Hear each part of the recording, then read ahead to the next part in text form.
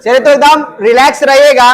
और सच में आप लोगों का जो चैप्टर 4 है ना, वो आपको फील देंगे, मजा आप बता नहीं सकते। आप देखिएगा दोस्त, और हम बोल रहे हैं ना, आप इंजॉयमेंट के साथ चैप्टर 4 कब स्टार्ट किया और कब कंप्लीट कर लेंगे आपको पता नहीं चलेगा। पर समझते हैं कि इस चैप्टर का नाम क्या है और इस चैप्टर के नाम के पीछे वजह क्या है। जो चैप्टर 4 है वो रासायनिक बलगतिकी। एक तो बात जाहिर सी है कि रसायन का चैप्टर है, लेकिन बलगतिकी का क्यों इस्तेमाल किया गया है? क्योंकि ये एक ऐसा चैप्टर है ना जिसमें आप लोग पढ़ेंगे कि अभिक्रिया का वेग किस किस से प्रभावित होता है। मान लीजिए कि आप लोहा से जो है ना कोई पदार्थ बना रहे हैं, कोई दूसरा धातु बना रहे हैं, मिश्र धातु बना रहे हैं, तो आखिर क्या उसमें जो होता है ना, क्या मिलाते हैं कि अभिक्रिया जल्दी होने लगता है? का ताप का मान बढ़ाने से अभिक्रिया का वेग पर क्या प्रभाव पड़ता है, यानी अभिक्रिया कैसे परिवर्तित होती है, इसके बारे में आप लोग पढ़ेंगे रासायनिक बलगतिकी में। यानी रासायनिक बलगतिकी एक ऐसा चैप्टर है जेकरा में ये पढ़े के बाकी अभिक्रिया के वेग कौन कौन से प्रभावित होखेला। टोटल कहानी बा अभिक्रिया के वेग कौना कौना से प्रभावित होकी। आ एकरा में तारा पढ़े के बा उत्प्रेरक। उत्प्रेरक जान तरह का होखेला, जैसे झगड़ा लागल तो झगड़ा लागल तो एगो बिचवान होखेला, वो गइल कहता है भैया तार छिला गिल बा का, लो लो लो दू हवा चला दे तू। तो का बोले कि वो अभिक्रिया में भाग, झगड़ा में भाग न लेलक, लेकिन झगड़ा बढ़ा देलक। अब ऐसा ना होखेला कि सब कोई अइला के बाद झगड़ा बढ़ाइए देवेला। एगो आदमी के अच्छा कोनो बात ना भाई हो, दू लाठी मरले बता काला बर्दाश्त करो। अब वो क्या कहता झगड़ा के ठंडा कर देलक। तो उत्प्रेरक दोनों काम करता, अभिक्रिया बढ़ाइयो सकता, अभिक्रिया के वेग घटाइयो सकता। ठीक बा नु? तो कहे का मतलब ई बा कि ऐसने ऐसने कहानी पढ़बा लोग कि मतलब कहानी जस्ट चैप्टर बा, शुरू से लेकर अंत तक पढ़बा लोग, मजे मजे बा, लेकिन हाँ इत्मीनान से पढ़बा तब। तो सुनो लोग, सबसे पहले में पढ़े के बा, सबसे पहला पढ़े के बा कि अभिक्रिया के वेग का होखेला। तो हम कहनी कि आर के मतलब होखेला अभिकारक, रिएक्टेंट अंग्रेजी में कहा जाला। अब पी के मतलब होखेला प्रोडक्ट, हिंदी में उत्पाद कहा जाला। तो हई तीर चिन्ह के जवन बाय वगैरह के अभिकारक कहब और जवन दाय वगैरह का कहब उत्पाद। ध्यान दियो अभिक्रिया के वेग कोना कहल जाए, यदि सीख जेबो तो एकदम आसान है। देखो अभिक्रिया का वेग, ध्यान दीजिएगा, अभिक्रिया के वेग बराबर, ध्यान दियो, आर के मतलब होखेला का बोलो अभिकारक। आर मतलब भाई बड़का कोष डलने का मतलब होखेला मोलर सांद्रता। का होखेला? जब कभी ऐसा चिन्ह डलनी तो परिवर्तन का डलने। टी के मतलब का होखेला? ऐसा डाल देने का होगी लोग। एक बार आओ बताओ, पी माने का होखेला? उत्पाद। पी माने ऐसा डलनी का बैलक, हई डलनी तो का बैलक, आ नीचे टी मतलब का बैलक, हई का बैलक, हेकर आगे माइनस लगा देनी, हेकर आगे। बोला काहे सर जी? कैसे कि अभिकारक जैसे जैसे घटेला उत्पाद ऐसे ऐसे, यानी अभिक्रिया में अभिकारक घटी या उत्पाद, तो हई घटी तेकर आगे का लगाई और उत्पाद बढ़ी तो का लगाई। बोला हाँ कि ना हो कि। अब ध्यान दीजिएगा इसमें होने वाला क्या है। देखिए तो ये हुआ, लेकिन इसमें परिभाषा कैसे देंगे अभिक्रिया के? तो तारा के बचपने से बतेले बनी, बचपन से ना 2-3 महीना पहले, कि नीचे वाला समय के नीचे वाला जवन चीज होगा एकांक बनबा। का बनबा? एकांक समय में। बोलो आर माने का भइलक? अभिकारक। पी माने का भइलक? अभिकारक या हई मतलब का भइलक? हई मतलब का भइलक? तो का कहते हैं? हार्ड बा। तो अभिक्रिया के वेग की परिभाषा देके तो ऐसे कहब, किसी रासायनिक अभिक्रिया में बोला एकांक समय में बोला अभिकारक या के मोलर सांद्रता में को अभिक्रिया का अपार अगर आप चेंज इसे आर रिएक्शन पी द्वारा सूचित करता ऐसे मिललक आ 2 नंबर देलक। हार्ड बा। तो ये अभिक्रिया के वेग हो, आ दूसरका बा अभिक्रिया के औसत वेग, आ तीसरका बा तात्क्षणिक वेग। ये तीनों सेम टू सेम बा, परीक्षा में बड़ा पूछेला। तो औसत वेग में क्या करेगा बानू, यह परिभाषा रही, बस खाली एकांक समय जहां करत रहनु ओइजा निश्चित समय करेगा बा, आ जब तात्क्षणिक कहबनु तो ओइजा विशेष क्षण कहेगा बा। तो जानता विशेष क्षण का है, कैसे कि जब परिवर्तन होखेला डेल्टा, ये बड़ा परिवर्तन बतावेला। जब छोटा परिवर्तन होखी तो जब डेल्टा के जगह पर कोना के इस्तेमाल करबा, बोलो डी के। कोना के इस्तेमाल करबा? डी के। ये जो गौर करेगा तार लोग के, जब डेल्टा बजेगा कोना के इस्तेमाल करबा? डी। कैसे कि परिवर्तन बहुत हई आर मतलब का भइलक अभिकारक, हई का भइलक मोलर सांद्रता, आ नीचे का भइलक समय। हई देखा हे जब प्लस के चिन्ह देनी, हे जब डेल्टा, अच्छा हे जब डेल्टा ना का हो जाए, जब जहां डेल्टा रह का हो गेलक डी, हे जब डी पी आ बटा में का भइलक dt। चलो देखो कैसे परिभाषा देब। यदि तारा के अभिक्रिया के औसत वेग कहे, ध्यान दीजिएगा अभिक्रिया का, तो कहम जा किसी रासायनिक अभिक्रिया में किसी निश्चित समय, कौन समय, अभिक्रिया के वेग में कहते हैं एकांक समय, अभिक्रिया के औसत वेग में निश्चित समय में अभिकारक या के मोलर सांद्रता में को अभिक्रिया का औसत वेग कहा जाता। दोनों में एग्जांपल से बोलो हाँ कि ना। तात्क्षणिक वेग कहे के बा, तात्क्षणिक वेग कहा तो बस खाली कहे के बा किसी रासायनिक अभिक्रिया में किसी एकांक समय, सॉरी विशेष क्षण, किसी रासायनिक अभिक्रिया में, माने अभिक्रिया के वेग कहम तो जका कहम जे एकांक समय, औसत वेग कहब तो निश्चित समय, आ तात्क्षणिक कहब तो विशेष क्षण। किसी रासायनिक अभिक्रिया में विशेष क्षण पर अभिकारक या के मोलर सांद्रता में परिवर्तन को अभिक्रिया का तात्क्षणिक वेग कहा जाता। तीन गो क्लियर भइलक। आई में यदि हे जब सुन लो, ए जब तनी से रफ रफ देख लो का बा कि मान लो ए अभिकारक बा, बीओ अभिकारक बा, उत्पाद में सी या डी लाग गेलक, तो जानता रहो अभिक्रिया के जब वेग लिखबो लोग नु, अभिक्रिया का वेग जब लिखबो लोग तो ध्यान रखा हो कि एक मतलब होकेला अभिकारक, है मोलर सांद्रता, है वाला मतलब का होकेला परिवर्तन, और नीचे का लगल हो टी। और सही है जब अब बी हो गल हो कि मोलर सांद्रता में परिवर्तन नीचे टी, दोनों अभिकारक के काम करता तो का लग जाए माइनस, लेकिन हम सिखावत का बानी कि मान रहे कर आगे दू लागे लिखे कर आगे, तो जवन आगे गुना में बा ओकरा के कहां लग रख दे के बा बाटा में, इहे जो तरह के सिखावे के मकसद रहे। ई रफ हो, ये आगे काम करी अतने पर सीख जालो।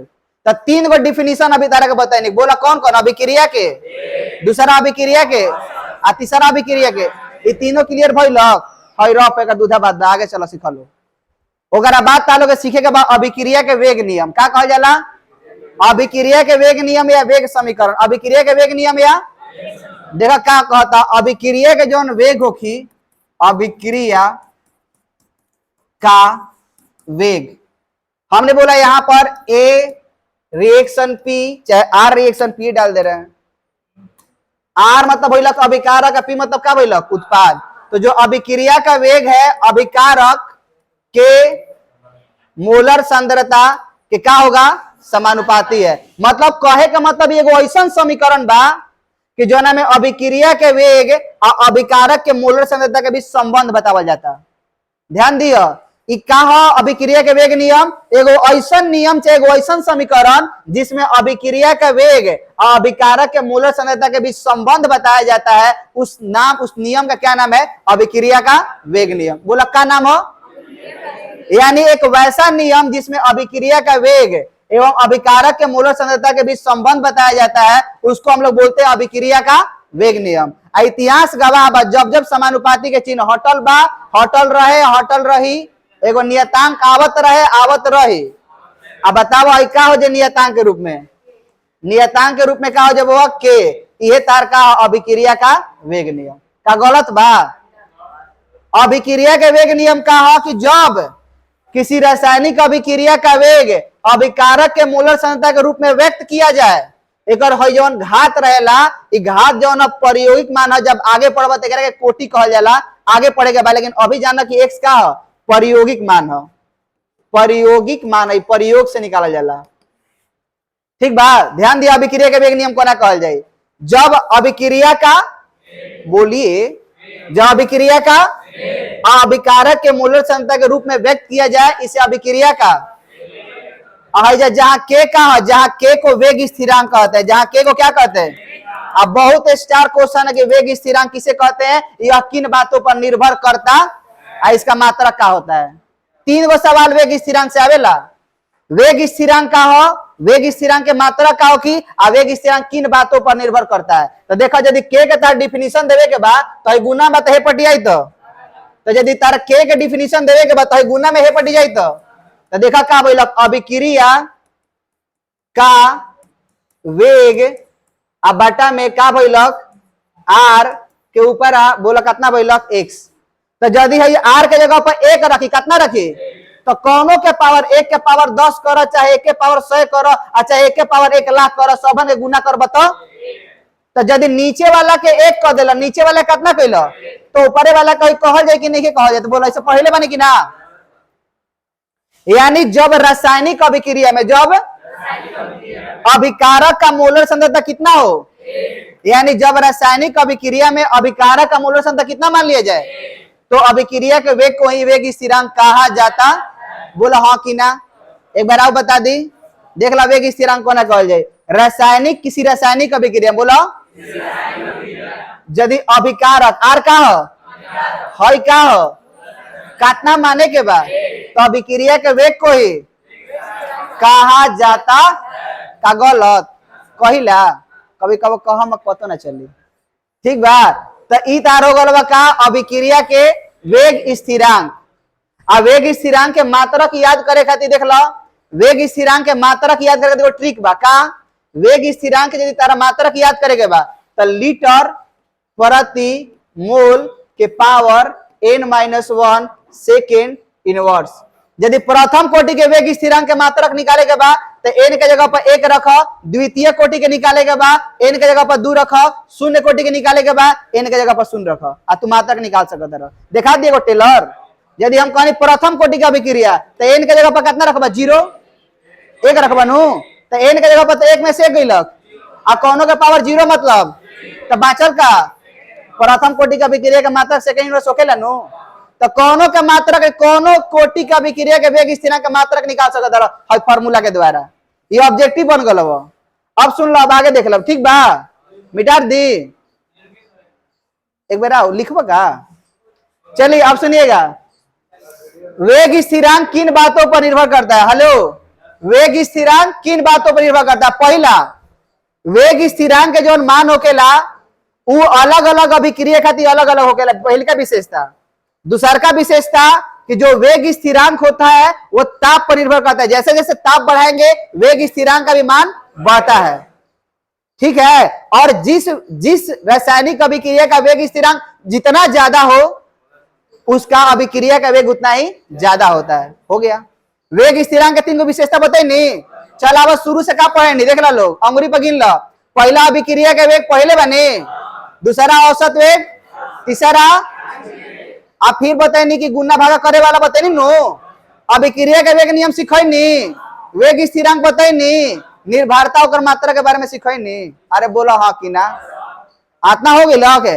अब देखा होगा बाद का पड़े के बाद अभिक्रिया का वेग किन बातों पर निर्भर करता है। अभिक्रिया का वेग तो पहले का होकर अवस्था पर पहले का कोना पर पहला जो निर्भर करता है उसे किसके पर निर्भर करता है। अब कहने की पानी बर्फ बा बर्फ से अभिक्रिया करब एगो पानी से अभिक्रिया करावो एगो भाप से अभिक्रिया करावो कोना में ज्यादा जल्दी रिएक्शन हो कि भाप वाला में ठीक बा। कहे का मतलब कि जो अभिक्रिया करावो तरह कोनो चीज के अब कहे का मतलब कि चीनी के दूसरा से मिलावत तरह तो चीनी ठोस रही तो कम मिली आ द्रव रही तो ज्यादा मिली आ गैस रही तो जल्दी मिल जाए। यानी कोनो रासायनिक अभिक्रिया जो बा ओकर अवस्था पर निर्भर करेला ठीक बा। दूसरा का ओकर क्षेत्रफल पर मान लो कहीं कि पानी के तरह खौलावत तरह एगो क्षेत्रफल यदि कम बा तो हमें धीरे धीरे खौली क्षेत्रफल ज्यादा भइलक क्षेत्रफल ज्यादा भइलक तो का हो गई ज्यादा होके लगे ठीक है इतना।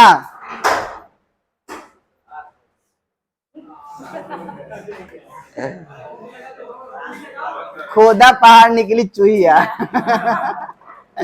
बेचारी कैसे कैसे जात रहे बेरी के केहू हो गए सरवन से दोनों से फिर चले सुनिए चले देखिए बैठ जा ये सोना चांदी जैसन बाहर लेकिन कहा कोई कितना लेट होइला। अच्छा चला देखा हो पहले का कोना पर अभिक्रिया के वेग निर्भर करी हो ठीक बा। पसंद आवत है कि मिटा दे दोसर कुछ बता दे तो अवस्था पर निर्भर करी। दूसरा का ओकर क्षेत्रफल पर पृष्ठ क्षेत्रफल पर निर्भर करी। आप पता बा दूसरा जो है, तीसरा जो है उसके ताप पर, उसके अभिक्रिया का वेग जो होता है किस पर निर्भर करता है? ताप जितने ज्यादा होगी अभिक्रिया उतने जल्दी जल्दी होगी। कहे का मतलब कि तुम्हें जाता रहा मम्मी कहलो कि जब बाजार से सब्जी लेके आवा तो धीरे धीरे जाता रहा, आज छोलनी तक सटाई ली तो अभिक्रिया कितना जल्दी हो जाए? तेज हो जाए। ठीक बा। आज चौथा जवन बा उत्प्रेरक पर, कौन? उत्प्रेरक बताइए नु का होखेला, ये अभिक्रिया में भाग ना लेला, अभिक्रिया के वेग का कर दी? बढ़ा दी चाहे घटा दी, तो उत्प्रेरक पर निर्भर करला। 4 गो बहुत ज्यादा बा, 4 गो सीख जा लोग। तो शुरू से बतावा का पढ़े? पहल का अभिक्रिया के, दूसरा, तीसरा, फिर वेग नियम बताई नी, वेग स्थिरांक सिखाई नी, वेग स्थिरांक सिखा है। अब वेग स्थिरांक किन बातों पर निर्भर करता है?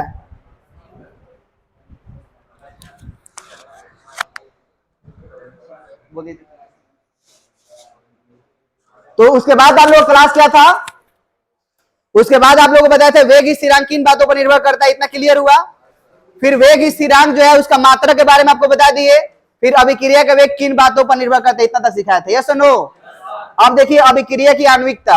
अभिक्रिया का आप लोग आणविकता जानते हैं, जैसे हमने बोला यहाँ पर N2 plus H2 reaction NH3, तो बैलेंस करते हैं। देखिए तो यहां पर हो गया 3, यहां पर हो गया 2। बताइए इसमें कितना अभिकारक के अणु है? अभिकारक में 3 आए, कितना हुआ? तो इसका आणविकता क्या होता है? 4। यानी आणविकता कहने का मतलब क्या?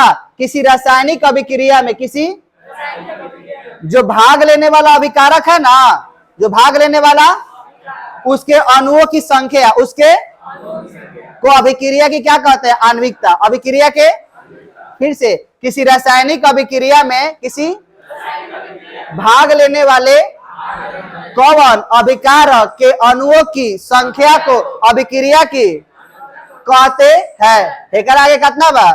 एकर आगे कितना बा? 3 1 5 4। तो यदि आणविकता 1 होगी, यदि आणविकता 1 होगी तो एकान्विक 2 होगी, द्विआन्विक 3 होगी, 3 लास्ट में, फिर सब खेला का बड़ा जाए। ठीक है दोस्त, लास्ट में। उसके बाद देखते हैं कोटि। ठीक है, इसके आणविकता के बाद क्या बताया गया आपको? कोटि। देखिए कोटि क्या होता है। जैसे अभिक्रिया का वेग नियम जो होता है, अभिक्रिया का वेग नियम, अभिक्रिया का वेग नियम में क्या था?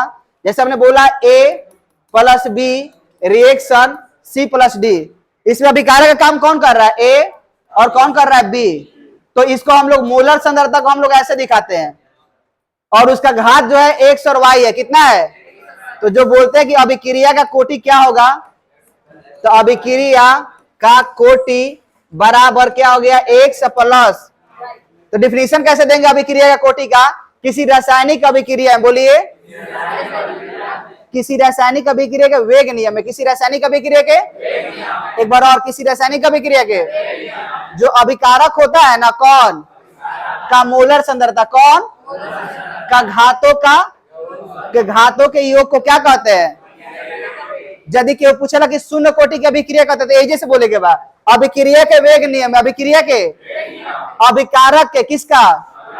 मोलर सांद्रता, अभिकारक का के घातों के योग को, यदि घातों का योग 0 हो तो शून्य कोटि की अभिक्रिया, घातों का योग 1 हो तो प्रथम कोटि की अभिक्रिया, 2 हो तो द्वितीय कोटि, 3 हो बस करत नहीं रहता। ठीक बा। और उसके बाद आप लोगों को सबसे स्टार सवाल कि अभिक्रिया की आणविकता और कोटि के बीच क्या अंतर है। ठीक है ना, बहुत इंपॉर्टेंट होता है। अभिक्रिया का आणविकता जो होता है ना, अभिकारक के अणुओं की संख्या बताता है, जबकि ये जो होता है मोलर सांद्रता के घातों का योग होता है। दूसरा ये सैद्धांतिक मान होता है और ये प्रायोगिक मान होता है। ये जो होता है 0 1 2 3 होता है, जब ये वाला 1 2 3 पूर्ण संख्या में होता है, जबकि ये धनात्मक ऋणात्मक भी हो सकता है। हो गया। उसके बाद आप लोगों को शून्य कोटि की अभिक्रिया का व्यंजक प्राप्त करने वाला बताया गया है। फिर प्रथम कोटि का एकदम अवकलन समाकलन वाला, आसान बना दे उसको, एकदम आसान। देखिए जैसे सबसे पहले आपको क्या करना होगा ना, आपको रिएक्शन देना होगा R रिएक्शन P। R मतलब अभिकारक, P मतलब क्या? तो पता है जो पहला जो पढ़े आप लोग, अभिक्रिया का वेग बराबर क्या पढ़े? अभिक्रिया का वेग बराबर अभिकारक मतलब कौन? R। का मोलर सांद्रता, आर मतलब क्या, इस मतलब मोलर सांद्रता, और नीचे क्या हो गया, समय। और इस यदि डेल्टा लिखते हैं तो बड़ा परिवर्तन, यदि छोटा वाला डी लिखते हैं तो छोटा परिवर्तन।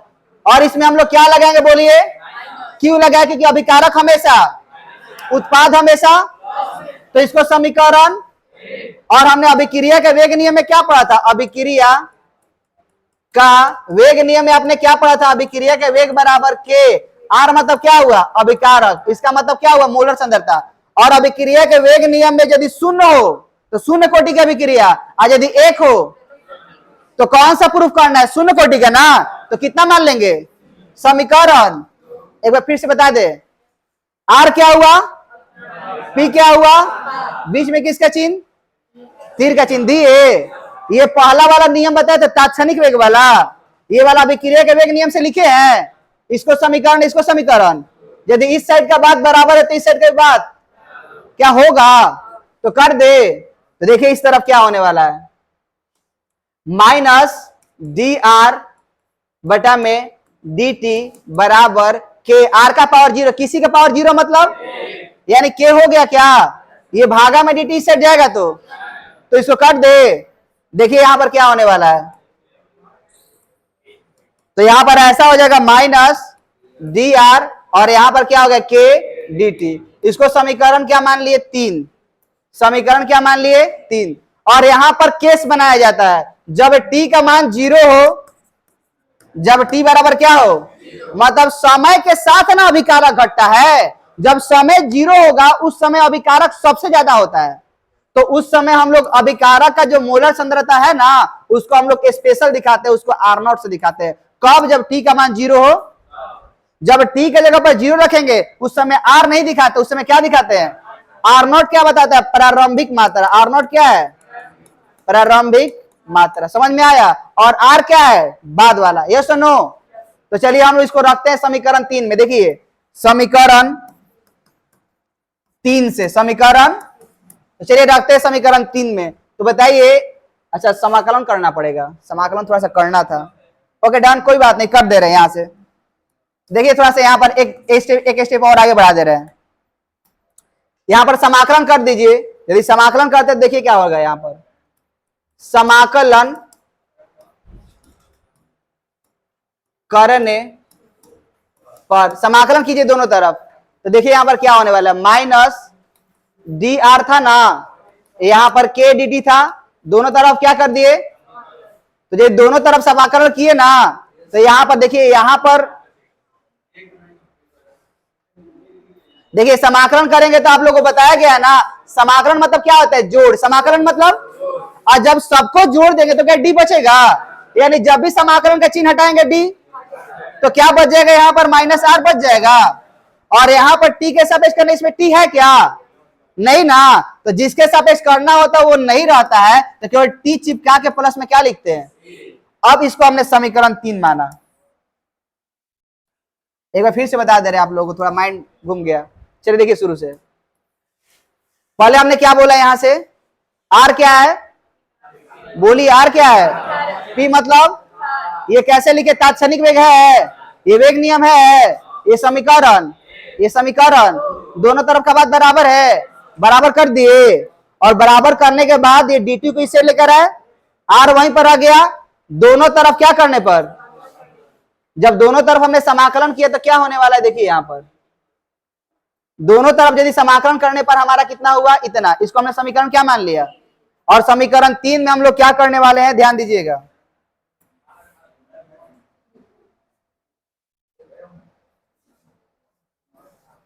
देखिए समीकरण 3 में हम लोग क्या करेंगे, समीकरण 3 से जब हम लोग टी का मान कितना रखे, यानी बराबर के, टी के जगह पर कितना रख दिए, 0, प्लस क्या हो गया सी, उस समय हम लोग आर को किससे दिखाते हैं, आर नॉट से। तो बताइए यहां पर सी बराबर क्या बच गया, माइनस आर नॉट बच गया। अब इस सी का मान समीकरण 3 में लेकर रख देंगे, फॉर्मूला प्रूव हो गया। सी का मान समीकरण 3 में रखने पर, तो ये ले लेकर रखे यहां पर, तो क्या हो गया, वहां पर समीकरण 3 है, माइनस आर, यहां पर हो गया के टी, और बताइए सी किसके बराबर है, माइनस आर नॉट, तो माइनस इस साइड जाएगा तो तो आर नॉट माइनस आर और बराबर क्या हो गया के टी। आपको निकालना क्या है के, तो वेग स्थिरांक का निकालना है, तो ये गुना में टी सेट जाएगा, तो यानी आर नॉट माइनस आर अब बटा में क्या हो गया टी। ये यदि आपको अर्धायु चाहिए तो अर्धायु किसे कहते हैं, जिस समय अंतराल पर कोई अभिकारक अपने प्रारंभिक परिमाण का क्या हो जाता है, उसको क्या कहते हैं। नहीं बुझाएगा, स्पीड हो गया, एक बार और बता दे। मतलब हम कर क्या रहे कि आर मतलब अभिकारक, पी मतलब उत्पाद, आर मतलब अभिकारक, पी मतलब, और अब दूसरा हमको समीकरण दो को बनाना है, एक वो तात्क्षणिक वेग वाला और दूसरा वेग का नियम वाला। फिर दोनों को बराबर करेंगे और जो dt था भागा में उसको इस तरफ लेके जाएंगे गुना में, दोनों तरफ समाकलन करके समीकरण 3 बनाएंगे। केस बनाएंगे कब, केस कब बनाएंगे जब t का मान 0 होगा ना, जब t का मान कितना होगा, तो r को किससे दिखाएंगे, r नॉट से। तो वहां पर हमने ऐसा किया तो c के बराबर इतना आया, और इसी c का मान दोबारा ले जाकर समीकरण 3 में रखा गया है। दोबारा यानी समीकरण 3 का हमने 2 बार यूज किया, तो c का मान दोबारा ले जाकर समीकरण 3 में रखे तो क्या हो गया, यहां पर इतना आ गया, ये आपका वेग स्थिरांक का व्यंजक हो गया। और कोई पूछे अर्धायु किसे कहते हैं, हेलो अर्धायु किसे कहते हैं, तो जिस समय अंतराल पर कोई अभिकारक अपने प्रारंभिक परिमाण का क्या हो जाता है, उसको हम लोग क्या कहते हैं। तो बताइए यदि आपको टी का यदि फॉर्मूला पूछे तो भागा में जाकर इधर जाएगा, तो यानी टी और वो के गुना में इस तरफ आएगा, तो यानी आर नॉट माइनस आर अब बटा में क्या हो गया के। क्लियर है, हेलो क्लियर है दोस्त। अब देखिए क्या है, आर नॉट जो है ना वो शुरू वाला मात्रा था, आर नॉट क्या था, शुरू वाला मात्रा। यदि आपको इसको टी 1/2 दिखाना है ना, तो ये आर नॉट अपना शुरू में तो शुरू में, लेकिन जो बाद वाला है वो पहले वाले की तुलना में क्या हो जाएगा, बोले कितना हो जाएगा, आधा।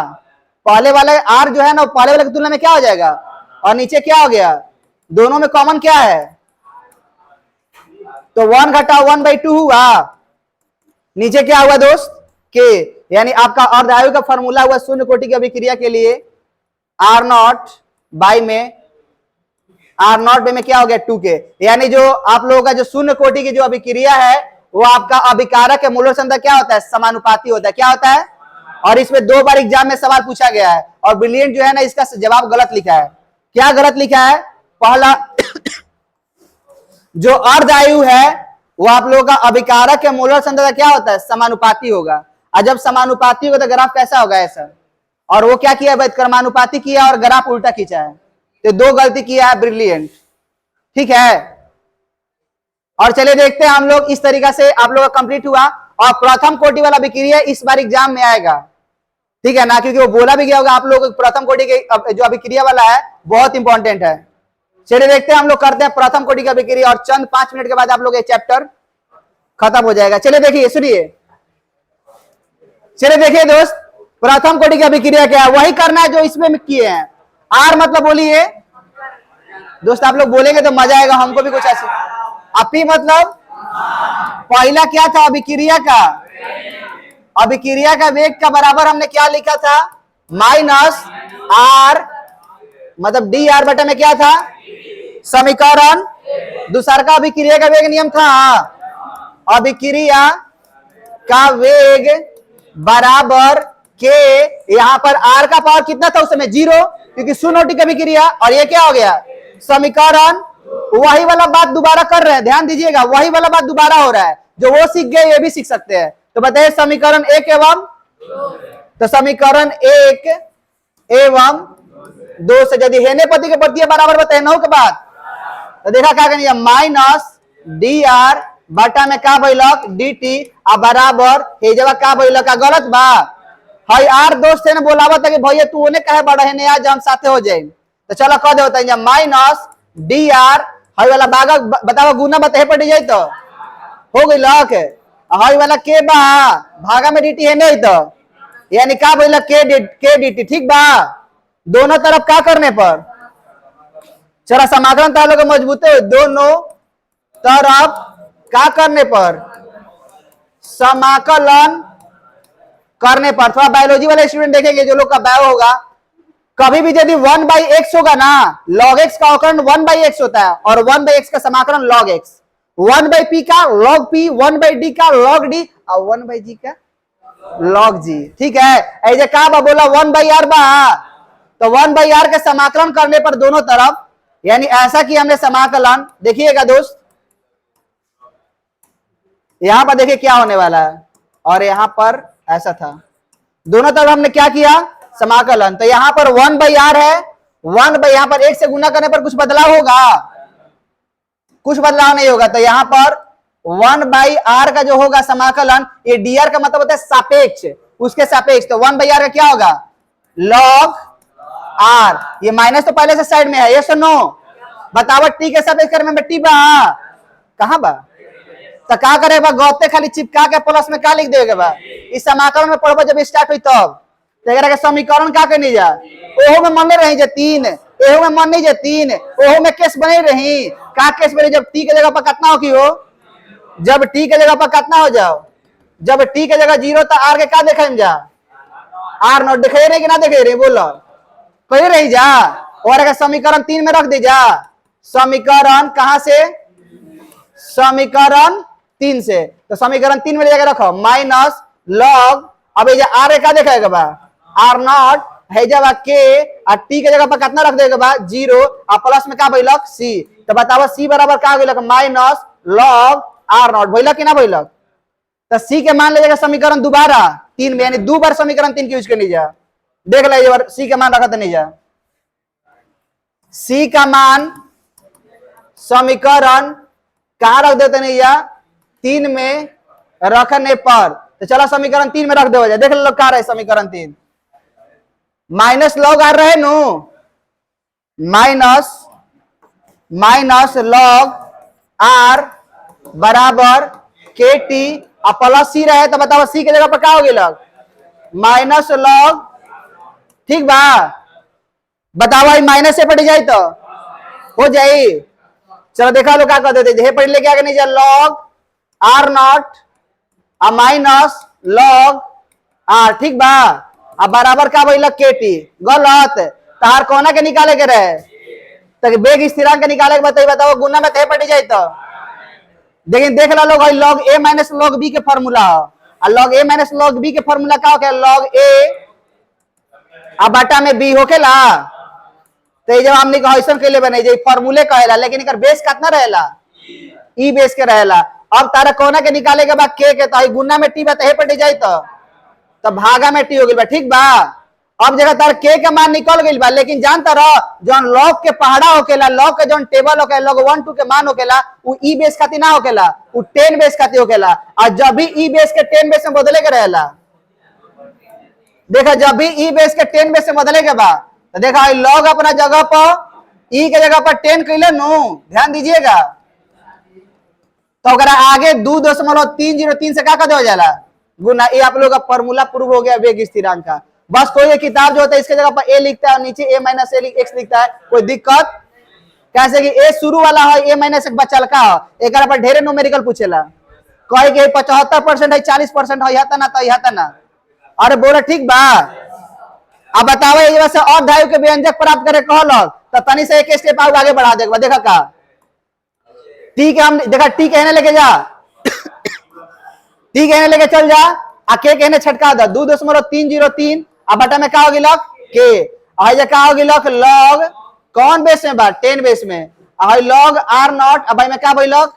आर, ठीक बा, अब देखा जा क्या भाई लॉग टी के हमने कौन से देखा जाए टी 1/2, तो अर्धायु के देखा तो बाद वाला आधा हो जाए 2.303 बटा में के लॉग कौन बेस में बोला 10 बेस में, आर नॉट अपना ठीक बा, आर जो बा पहले वाला के तुलना में कितना हो जाए बोलो, तो हई से हई का भइल भागा में 2 ऊपर जाए तो गुना में हो जाए, तो आई का भइल टी 1/2, ठीक बा, 2.303 बटा में का भइल, और भागा में 2 कहां चल जाई हो, तो बता लॉग जो 2 के मान हो गया 0.30 होकेला, कितना होकेला यानी 2.303 गुना 0.3010, अब बटा में का भइल, जब गुना करबे तो 0.693, अब बटा में का भइल, इ तार अर्धायु प्रूफ भइलक, आ अर्धायु के विशेषता का प्रथम कोटि के इ अभिकारक के मूल संख्या पर निर्भर ना करेला, ठीक बा, ओकरा बाद का बताओ गेलक सक्रियन ऊर्जा, कौन ऊर्जा सक्रियन ऊर्जा का होखेला कि जौन अभिकारक के जौन अणु होखेला, अभिकारक सोचेला कि भैया हमारा कम से कम ऐसा ऊर्जा चाहिए ताकि हम अभिक्रिया स्टार्ट कर दें। यानी रासायनिक अभिक्रिया को प्रारंभ करने के लिए जो उसे ऊर्जा की आवश्यकता होता है उसे हम लोग क्या कहते हैं? सक्रियन ऊर्जा कहते हैं। क्या कहते हैं? किससे दिखाते हैं? ई से। किससे? और पता है वेग स्थिरांक और ताप पर, वेग स्थिरांक कैसे ताप पर निर्भर करता है उसके लिए आर्हेनियस ने एक समीकरण दिया। और पता है एक समीकरण क्या था? K बराबर ए का पावर माइनस ई ए बटा में क्या बैलक RT। यानी ये कैसा समीकरण है? वेग स्थिरांक का ताप पर निर्भरता के लिए समीकरण है जिसे हम लोग आर्हेनियस का समीकरण करते हैं। और इस प्रकार से आप लोगों का कंप्लीट चैप्टर खत्म हुआ। So that's all, this class is over.